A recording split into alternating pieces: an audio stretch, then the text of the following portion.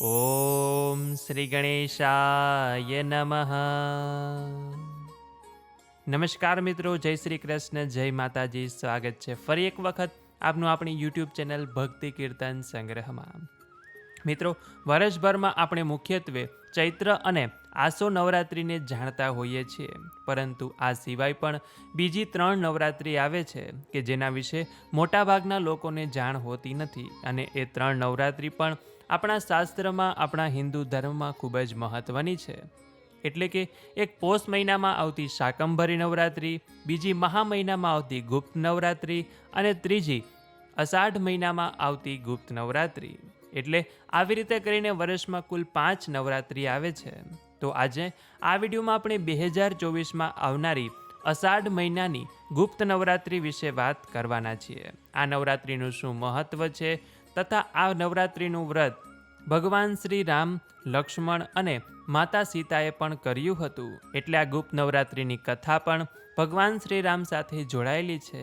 તો આપણે તે કથા પણ સાંભળીશું તથા આ દિવસો દરમિયાન શું કરવું, શું ન કરવું જોઈએ, માતાજીની ઉપાસના કેવી રીતે કરાય, શું ધ્યાન રખાય, દરેક વિશે વિગતવાર આપણે આ વિડીયોમાં વાત કરીશું. તો અંત સુધી મારી સાથે જોડાયેલા રહેજો અને આપના મિત્રો સાથે પણ આ વિડીયો શેર કરજો. તો આવો આપણે માતાજીનું હૃદયમાં ધ્યાન ધરીને આ વિડીયોની શરૂઆત કરીએ. ઓમ એમ બ્રેમ ક્લીમ ચામુંડાય વિચ્યે નમઃ. મિત્રો, 2024માં અષાઢ મહિનાની ગુપ્ત નવરાત્રિની શરૂઆત 6 જુલાઈ 2024ને શનિવારથી થાય છે તથા આ ગુપ્ત નવરાત્રિ આ વર્ષે 9 દિવસ નહીં પરંતુ ચતુર્થીની વૃદ્ધિ તિથિ હોવાને લીધે 10 દિવસની રહેવાની છે. એટલા માટે આ નવરાત્રિ 15 જુલાઈ 2024ને સોમવારે પૂર્ણ થશે.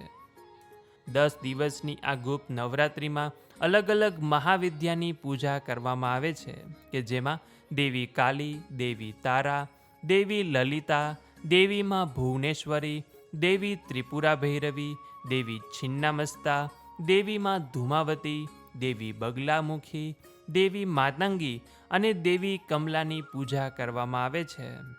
આ બધી શક્તિઓની પૂજા મુખ્યત્વે તાંત્રિક પૂજામાં કરવામાં આવે છે. ગુપ્ત નવરાત્રિમાં આ 10 મહાવિદ્યાની ઉપાસનાનું ખૂબ જ મહત્ત્વ છે અને આ શક્તિના 10 સ્વરૂપો પણ માનવામાં આવે છે. દરેક સ્વરૂપ પોતાનામાં સંપૂર્ણ છે. તેમાં બ્રહ્માંડના કાર્યો અને તેની અંદર છુપાયેલા રહસ્યનો સમાવેશ થાય છે. મહાવિદ્યા સર્વ જીવોનું પાલન કરે છે અને તાંત્રિક વિદ્યામાં આ 10 મહાવિદ્યાને ખૂબ જ શક્તિશાળી માનવામાં આવી છે. આ ગુપ્ત નવરાત્રિ દરમિયાન સાફ સફાઈનું ખાસ કરીને ધ્યાન રાખવું, ઘરમાં ચોખ્ખાઈનું ધ્યાન રાખવું તથા આ દિવસો દરમિયાન આપણે જે પણ કંઈ દેવી ઉપાસના કરીએ છીએ તે ગુપ્ત રાખવાનું. આ દિવસો દરમિયાન તામસિક વસ્તુઓથી દૂર રહેવું, માંસ, દારૂ, લસણ, ડુંગળીનું સેવન ન કરવું તથા આપણે દેવીના 9 સ્વરૂપોની પૂજા ન કરી શકીએ તો આપણા કુળદેવીનું પૂજન કરવું જોઈએ. આ દિવસો દરમિયાન મોડેથી ઉઠવું નહીં, આળસથી દૂર રહેવું, વહેલી સવારે ઉઠીને સૂર્યદેવને જળ અર્પણ કરીને દેવીની પૂજા ઉપાસના કરવાની, તેમના મંત્ર કરવાના, તેમના પાઠ કરવાના કે જે આપણને આ ગુપ્ત નવરાત્રિમાં વિશેષ ફળ આપનારું બને છે. ઘણા લોકો આ નવરાત્રિનું વ્રત પણ કરતા હોય છે કે જે વ્રત કોઈ પણ નર, નારી, વૃદ્ધ કે બાળકો કરી શકે છે. અને આ વ્રત પોતે માં ભગવતી દેવીએ સીતા માતાને કહ્યું હતું.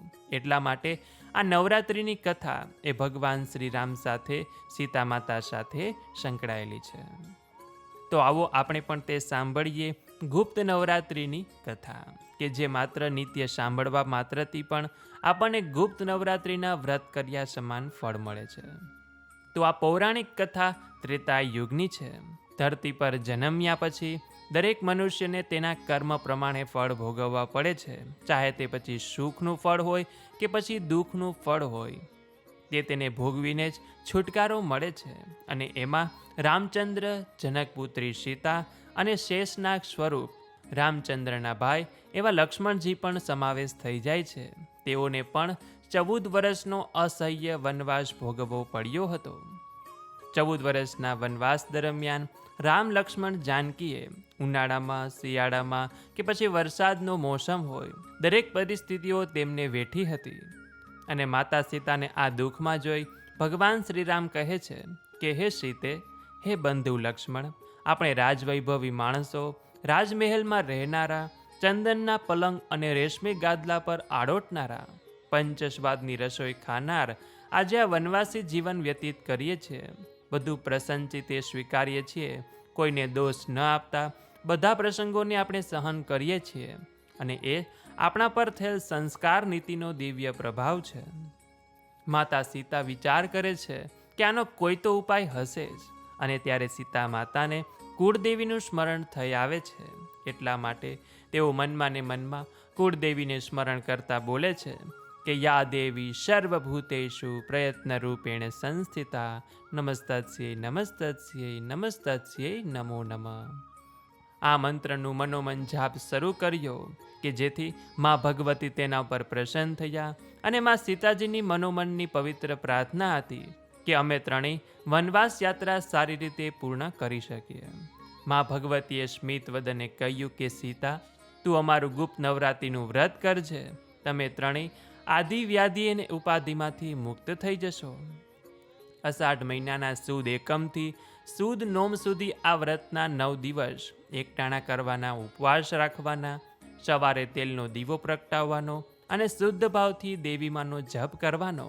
આ વ્રત વિશે કોઈને સલાહ કે બોલ નહીં કરવાનો. આ વ્રતની વાત ગુપ્ત રાખવાની. અને સીતા માતાએ દેવી ભગવતીના કહ્યા પ્રમાણે નવરાત્રિનું વ્રત કર્યું. રાવણના અપહરણ કર્યા પછી પણ લંકામાં પણ સીતા માતાએ જે રીતે થઈ શક્યું તે રીતે યથાશક્તિ દેવી ભગવતીનું અષાઢ મહિનાની ગુપ્ત નવરાત્રિનું વ્રત કરીને વનવાસી જીવન વિતાવ્યું હતું. અને તે ગુપ્ત નવરાત્રિના વ્રતના પ્રભાવે સીતા માતાને દુઃખમાંથી છુટકારો મળ્યો હતો. એટલે કે રાવણના બંધનમાંથી મુક્ત થઈ ભગવાન શ્રીરામ તેને ફરી મળ્યા હતા. વનવાસ ગુપ્ત હતા. સીતા માતાએ શ્રીરામને પણ ગુપ્ત નવરાત્રિ વિશે જણાવ્યું, અને એટલે ભગવાન શ્રીરામ કહે છે કે હે સીતે, આવનાર કળિયુગમાં જે કોઈ પણ દેવી ભક્ત ગુપ્ત નવરાત્રિ વ્રત રાખશે, માતાજીની થાળમાં 9 ખંડ પ્રસાદ મૂકશે, ચોખા દૂધની ખીર બનાવશે અને દેવી માતાને અર્પણ કરીને પોતે પ્રસાદ તરીકે લેશે, તેના ઘરમાં લક્ષ્મી વાસ થશે, ધન ધાન્ય ભરપૂર થશે, સુખ સમૃદ્ધિ વધશે, શિક્ષણ, વ્યવસાય, નોકરીમાં પ્રગતિ થાય, પુત્ર, પૌત્ર, પૌત્રી સુખ પ્રાપ્ત થાય અને તેને અંતે સ્વર્ગની પ્રાપ્તિ થાય. અને એટલા માટે તે દિવસથી લઈને આજ દિવસ સુધી આપણે ત્યાં અષાઢ માસમાં આવતી ગુપ્ત નવરાત્રિનું વિશેષ મહત્વ છે. આજે પણ આપણે ત્યાં ઘણા લોકો આ દિવસો દરમિયાન માતાજીની સેવા, પૂજા, ઉપાસના કરે છે, મંત્ર પાઠ કરે છે. ખાસ કરીને તાંત્રિકો, સાધકો, જ્યોતિષો આ ગુપ્ત નવરાત્રિ દરમિયાન દેવીની પૂજા કરતા હોય છે. જે કુળદેવીના મંત્રો હોય તથા જે 10 મહાવિદ્યા છે તેમના જે મંત્ર પાઠ હોય તે આ દિવસો દરમિયાન કરતા હોય છે. પરંતુ તે દરેક આ જાપ, પાઠ, પૂજા, ઉપાસના ગુપ્ત રીતે કરે છે. કોઈને જાણ ન થાય તે રીતે એકલા બેસીને આ પાઠ પૂજા કરતા હોય છે. અને આપણે પણ જ્યારે ગુપ્ત નવરાત્રિ દરમિયાન માતાજીની ઉપાસના પાઠ કરીએ છીએ ત્યારે શક્ય હોય ત્યાં સુધી એકલામાં ગુપ્ત રીતે આ પાઠ કરવા જોઈએ, કે જે આ ગુપ્ત નવરાત્રિમાં દેવી ઉપાસનાનો નિયમ કહેવામાં આવ્યો છે. આ 9 દિવસો દરમિયાન બીજું કંઈ પણ ન થાય તો આપણે કુળદેવી મંત્રનો જાપ કરીએ, તેમનો કોઈ પણ પાઠ કરીએ, સ્તુતિ કરીએ, પ્રાર્થના કરીએ, કે પછી દુર્ગા સપ્તશતીનો પણ પાઠ છે તેનો નિત્ય 1 અથવા 2 અધ્યાય વાંચીએ, કે પછી સિદ્ધકુંજિકા સ્તોત્ર છે તેનો પણ પાઠ કરી શકાય, કે જે આપણને દુર્ગા સપ્તશતી સંપૂર્ણ વાંચ્યા સમાન પુણ્ય ફળ આપે છે. આ ઉપરાંત બીજા કોઈ પણ દેવી ભગવતીના પાઠ આ દિવસો દરમિયાન કરી શકાય છે, કે જેનાથી આપણે દેવી ભગવતીના આશીર્વાદ મેળવી શકીએ છીએ. આ નવરાત્રિ દરમિયાન જે લોકો અખંડ દીવો રાખતા હોય તે લોકો ઊભી વાટનો ઘીનો અથવા તેલનો અખંડ દીવો પણ રાખી શકે છે. યથાશક્તિ રાખવાનો, ન રાખીએ તો પણ ચાલે. અખંડ દીવો રાખવો ફરજિયાત નથી. તો મિત્રો, આશા છે કે હવે આપ સૌ લોકોને ગુપ્ત નવરાત્રિ વિશે સંપૂર્ણ માહિતી મળી ગઈ હશે, તથા ભગવાન શ્રી રામચંદ્ર સાથે સંકળાયેલી, જોડાયેલી આપણે આ અષાઢ મહિનાની ગુપ્ત નવરાત્રિની કથા પણ સાંભળી, કે જેથી કરીને આપણે અષાઢ મહિનાની ગુપ્ત નવરાત્રિ વિશે વધુ મહત્ત્વ સમજાય.